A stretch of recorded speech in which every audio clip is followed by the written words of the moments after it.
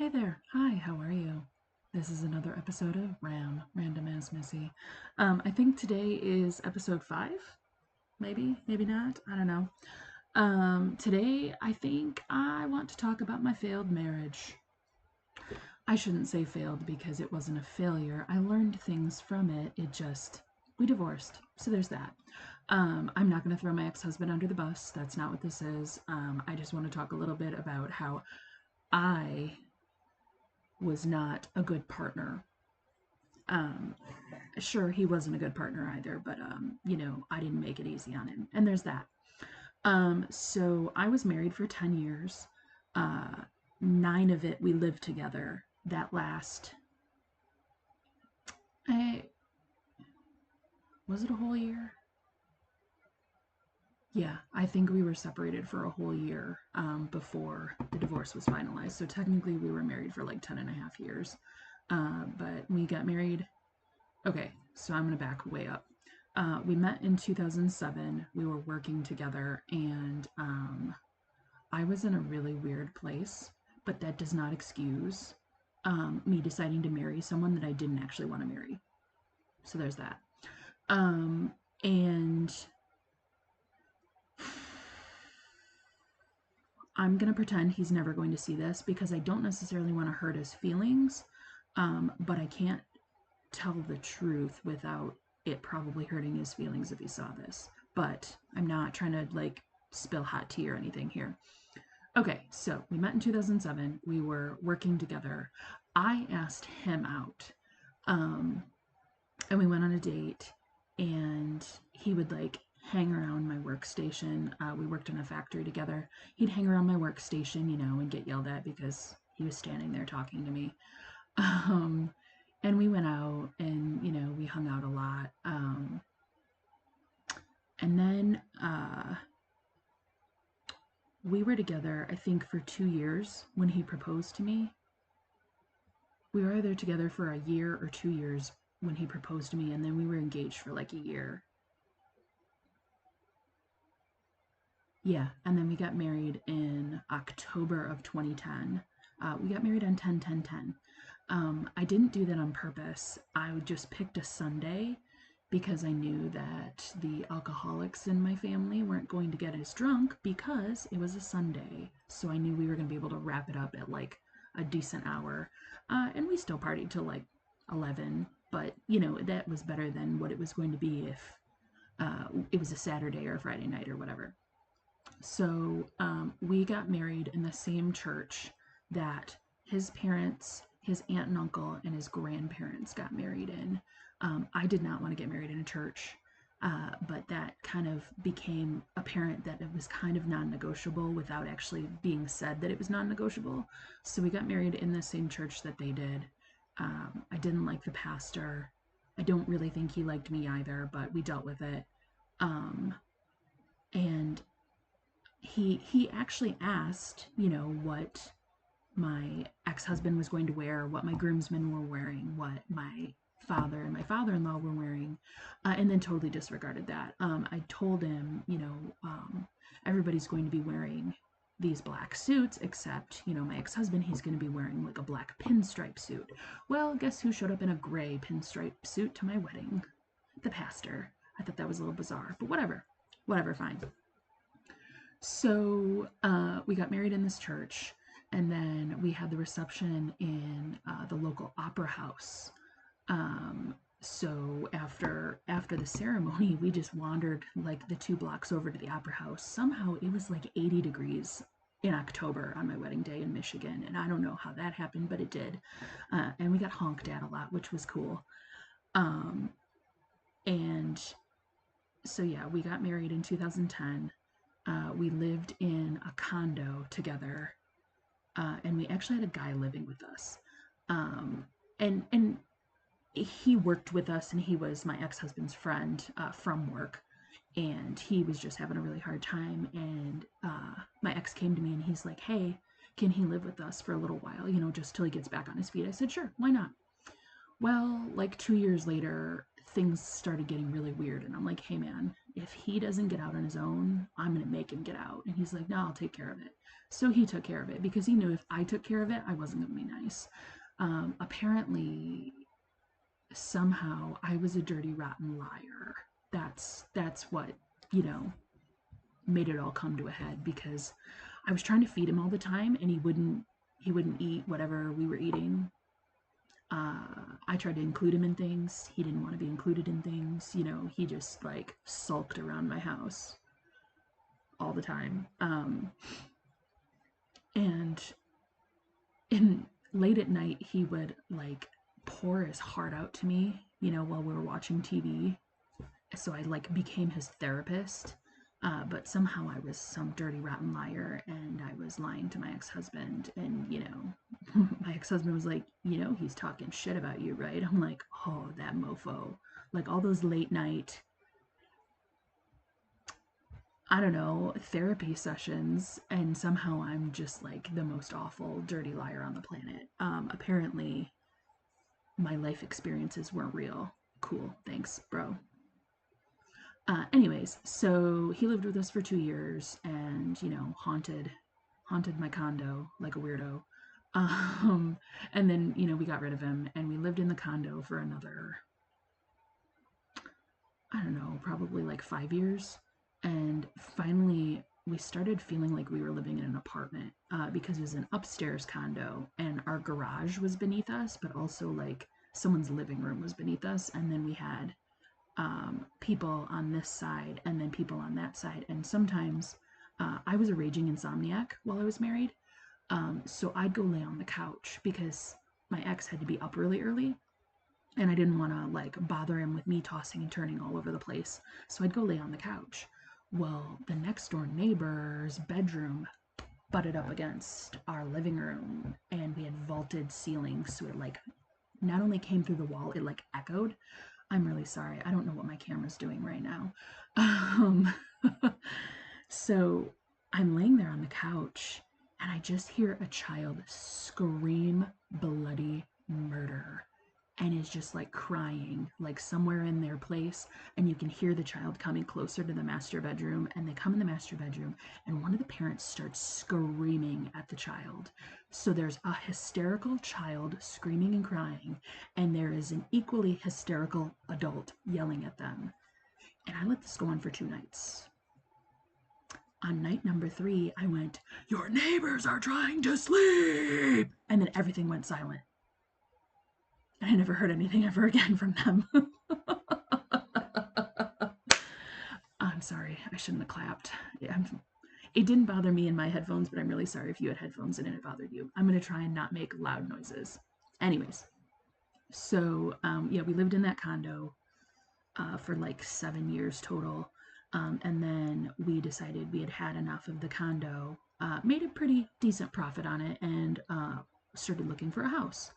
Um, so like the condo was about to sell and we still hadn't found a house yet, so we're like in panic mode. And all the houses we looked at, I think this was in 2017, so like all the houses we looked at were getting snapped up as soon as they went on the market, and there were like bidding wars, and it was insane. It was absolutely insane. Finally, our realtor was like, "Hey, one of my friends is about to put his house on the market, but he's not quite ready yet. Do you want to look at it?" We're like, "Yeah, absolutely." So she called him up and he's like, "Yeah, they can come look at it. I'm just not done." Yeah, sure, whatever. So we go look at the house. It's not what I wanted, but it was available and it had enough space and it wasn't too far from either of our works at the time. So we went for it and he sold it to us. He had actually just bought it and was going to live in it, but then he got together with somebody who had kids that were in a specific school district. So that's why he like turned around and sold it immediately to us. So we move in. I was kind of hung up because it was really close to where I graduated high school from. And it was literally down the road from like my first real job, which was a McDonald's that was in a gas station. So I felt like I was sliding backwards. somehow moving there. I don't know. It was a whole thing. I had a lot of problems back then. I mean, I still have plenty of problems, but back then it was really bad. So we move into this house, and I'm hoping that this makes things better because we just like, I don't know, there was a lot of headbutting going on. And it was more like he was a brick wall and I was the unstoppable force, you know? Um, so there was a lot of angry fighting, and it was mostly anger on my end because I think I told you before that anger was like the defense mechanism for everything, and it covered everything. So I was just angry all the time. And he,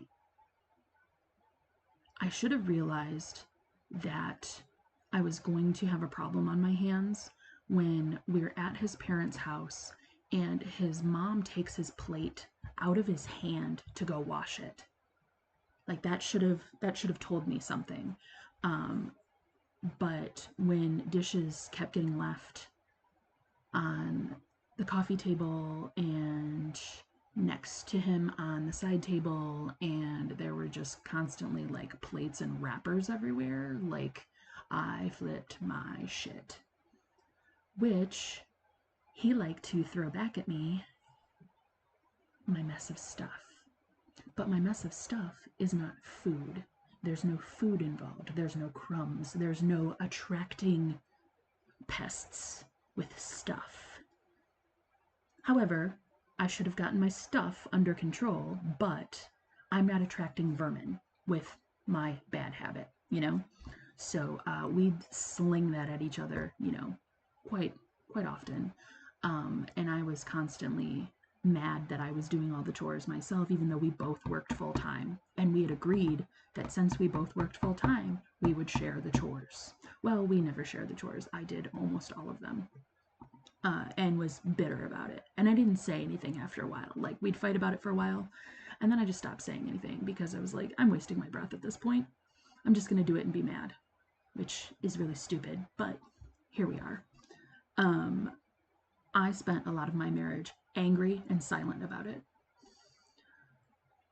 because it seemed like every time we fought, it didn't get me anywhere. So I just like clammed up. And so I guess I should back up that I'd never wanted to marry him in the first place because I never wanted to get married at all in the first place. It wasn't just him. I didn't want to get married at all, ever. Like, even as a kid, I knew I didn't want to get married and have kids. Like, that wasn't for me. I knew that. And I never changed my mind. I still haven't changed my mind. In fact, that kind of solidified having been married that I didn't want to do it. Um, he, he's not a bad person. He was just a bad partner for me. And I was a bad partner for him. We were really bad partners for each other. We were not partners at all. We were, you know, just at odds all the time. And it's not like it was a constant screaming match in our house because at some point I just like stopped talking to him. Like, I didn't have anything to say. If if nothing's going to change, then I just wasn't going to open my mouth anymore. And he is very much a creature of habit. He likes a habit, and he likes um, doing the same thing every day over and over again. And to me, that is the most awful thing ever. Like, I like change. Sometimes change is still scary for me. I won't lie about that. Like, big change is still scary, but I like change. I like variety. I like spontaneity. Um, we would go on road trips and I'd be like, "Ooh, this sign says this thing. Can we stop?" No. No, we can't stop. We don't have a timetable to get where we're going. Why can't we stop? Why can't we have an adventure?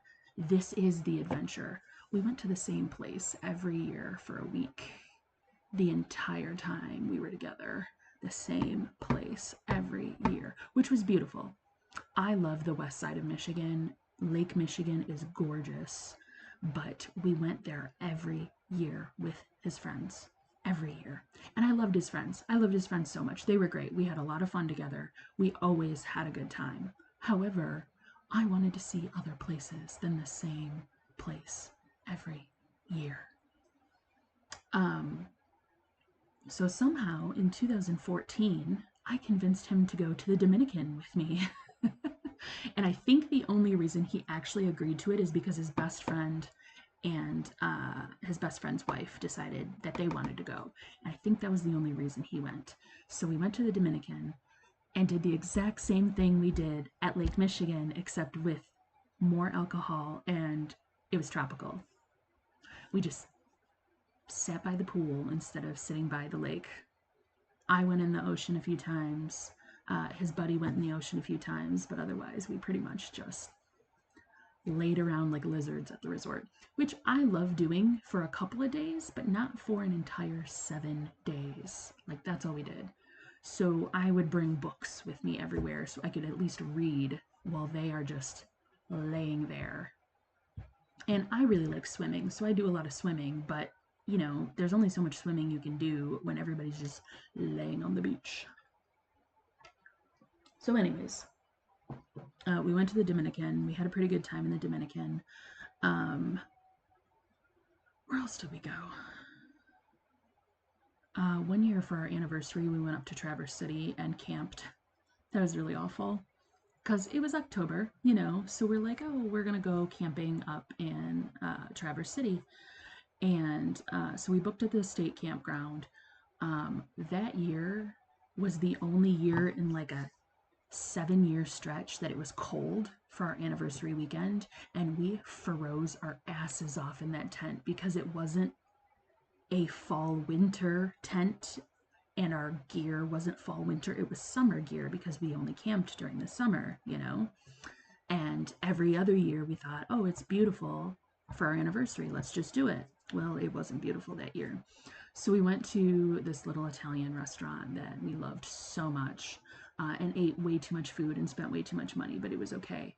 So then we go back to our campsite and we are just miserable in the tent together, just absolutely miserable, too full, freezing cold. It was bad.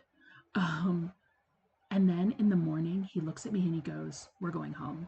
I'm like, "The fuck we are. If you wanted to go home, you should have told me while we were suffering last night, and I would have driven us home while we were suffering last night, instead of making me suffer all night long and decide we're going home in the morning."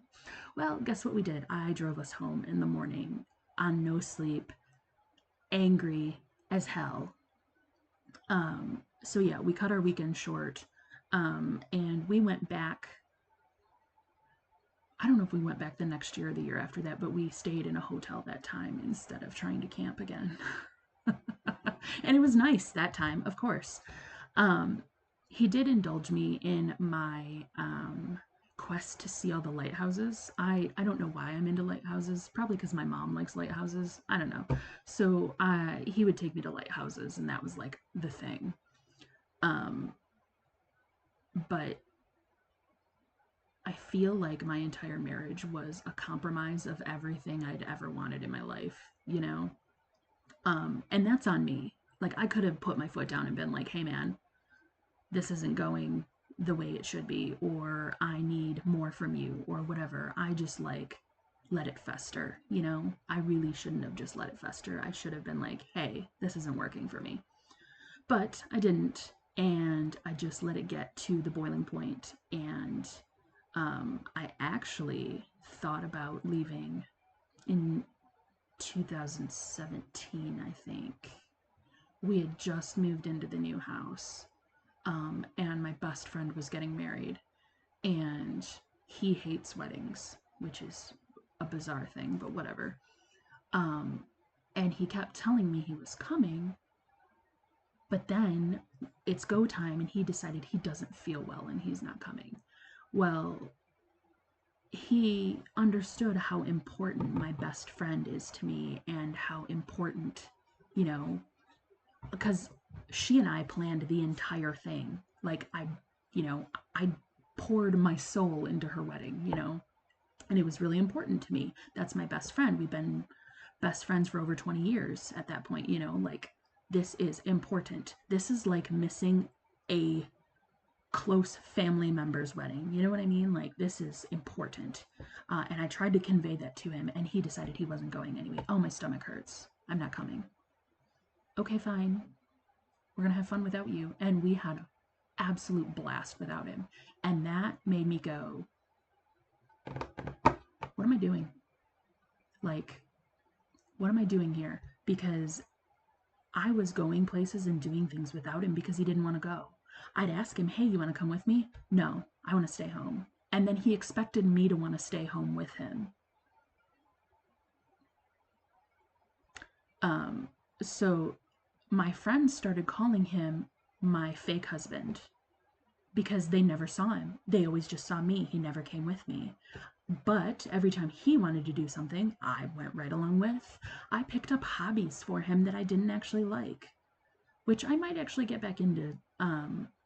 We used to play Guild Wars 2 a lot together. We played Guild Wars 1, and then when Guild Wars 2 came out, we played Guild Wars 2 a lot together.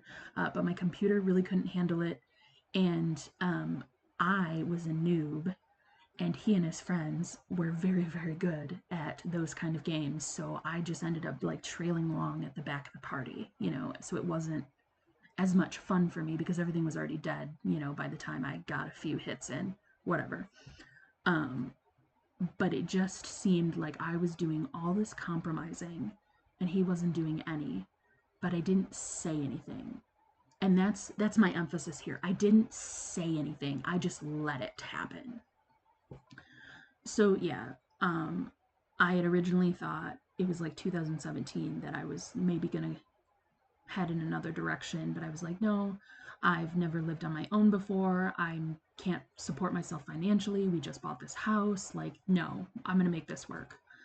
Looking back, there were a lot of times over my marriage where I was like, no, I'm just gonna make this work. No, I'm just gonna make this work. I'm just gonna make this work. Well, making this work was actively abandoning myself. You know, I'm so sorry the lighting keeps changing because there's a lot of clouds outside.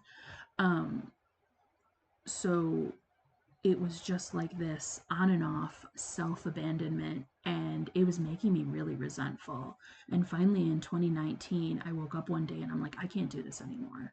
But then it took me months to tell him, months, because every time I thought, this is it, I'm going to tell him I want a divorce, it wasn't the right time. There's never a right time. It's always going to be inconvenient. Just do what is best for yourself no matter what, because it's always going to be inconvenient. Always. So I finally tell him in like, I don't know, maybe it was November. And so he's like, can you at least wait till after the holidays? And then, you know, we'll get the divorce. I said, okay, you know, I'll wait till after the holidays and then we'll get the divorce. And this was in 2019. Well, 2020 starts. It's like January of 2020. And he's like, just give me a little more time. I said, okay, I'll give you a little more time. And then he was like, hey, you want to do one last vacation together? So we went to Florida for one last vacation. And we did have a good time. But almost as soon as we got home, COVID started. And I'm pretty sure he and I got COVID as we were leaving for our trip. But we didn't know it until the day we were coming home from our trip. He started getting really, really sick. His boss had come out from California and was sick the whole time he was in Michigan, and we didn't think anything of it because COVID wasn't a thing in the States yet. Like, they were just talking about it overseas at that point. So then in February we go on vacation. And on our way home, he has a nasty fever. He is sweating profusely in the airport, and I am dragging him to our gate because he is incoherent. He is 6'3" and I am 5'6". He's a very big dude. So I am just like, I've got our bags and I'm just dragging him through the airport, and he is just like, he kept setting off all of the equipment, you know, trying to go through security because he is just sweating buckets. And now I realize it was COVID, unfortunately. So we probably spread COVID in February of 2020, and I'm very sorry. It just happened. We had no idea. So we get back, and I start the divorce process, but all the courts are closed. So I had to mail in all my paperwork and I didn't hear anything. And I called them and I didn't get anybody. I had to leave a message. Well, I kept calling them and they're like, we had to reject your paperwork. I'm like, why? They're like, well, we can't give you legal advice. I'm like, I'm not asking for legal advice. I'm just asking for why you rejected my paperwork. Well, we can't tell you that. You have to refile it. So I did some more research online and I refiled it again because we didn't get attorneys. We were just going to split everything. Everything was going to be fine. I still stand by not getting an attorney. I do wish that I would have put some of our assets in it though, because I trusted him that we were going to split everything evenly, and I probably shouldn't have because other people got in his ear. Anyways, that's not what we're here to talk about. So I I had to file the paperwork like 3 or 4 times, and finally I got it right. But it was like September of 2020 when they finally accepted it. So we actually didn't have a finalized divorce until February of 2021, but I had already moved out. Um, so we stayed living together until I think I moved out in May of 2020, and I actually moved in with somebody else, which probably wasn't the best idea, but stuff happens. Um, I was perpetuating that cycle, right? I was in a hard place, so I found somebody to live with and I married him. And then when I wanted out of that, I was in a hard place and I found somebody else to live with because I didn't think I could live by myself. Well, now I live by myself. I can do this. It's okay. But, a lot of women are raised to think that we can't do this without a husband. It's just like how we're raised, like you need a husband, you need to have kids, you need to like do everything in a succession. And I cannot tell you how often I got asked, so when are you having kids, when are you having kids, when are you having kids, even though these people knew that I didn't want to have kids. They just kept asking over and over again, and I started getting mad about it. I'm like, when are you going to stop, when are you going to stop, when are you going to stop? Isn't that irresponsible in this economy? Because they were getting like weird about it, like really weird about it. And I'm like, stop. Just stop asking. I'm not having children. It's not happening. Done. End of story. So yeah, my marriage was just a whole lot of anger and misinterpretation and me keeping my feelings to myself because that's what I do. I was under the impression, which was a wrong impression, but I didn't know it at the time, that I was not safe to have feelings outside of myself.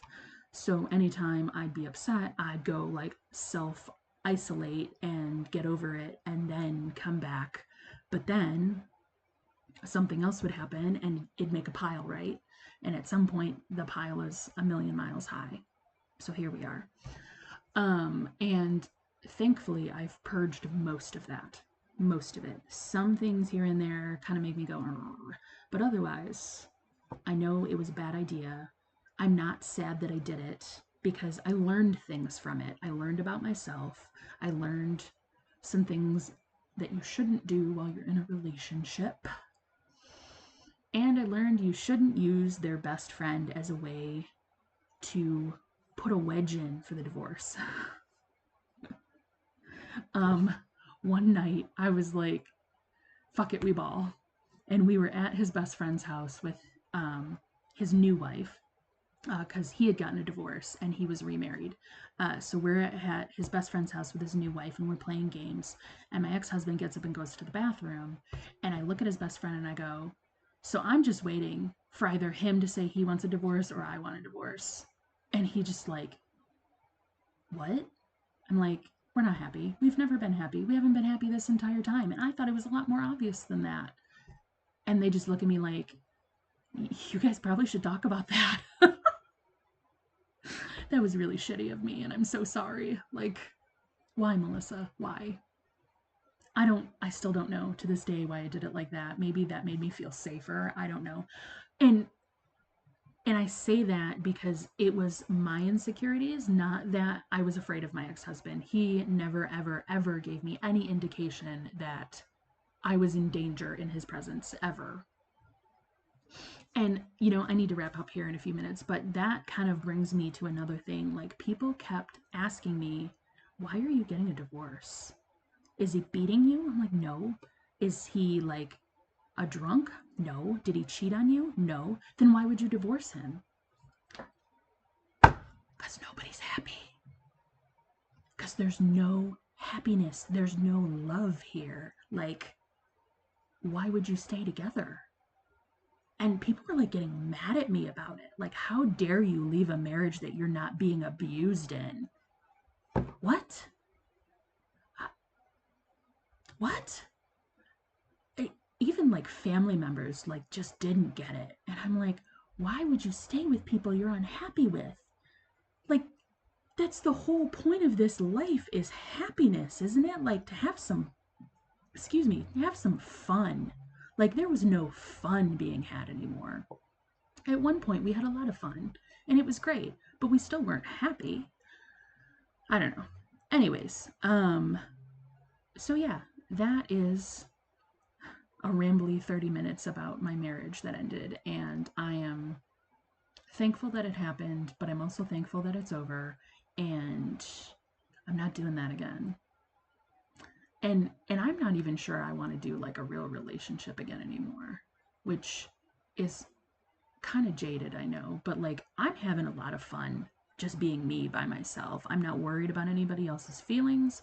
I'm not worried about what anybody else is doing. I'm not worried if somebody else is having fun. I'm not worried about taking care of anybody else. I can actually take care of me, which was something I didn't do. I didn't know how to take care of myself. I just knew how to take care of other people. So I kept picking up people that needed to be taken care of because I needed to be needed. And I got myself over that. But I still like sometimes fall into that people pleasing thing. Like, I need to take care of these people because, you know, that's just what I do. So we're working through that, and we're not going to do that anymore because I bent over backwards for a lot of people that did not deserve it. Anyways, we're at 32 minutes. Thank you so much for listening to me ramble. This has been Random Ass Missi. I am Melissa, Static Missi on all the socials. I love you, and I will see you next time. Bye!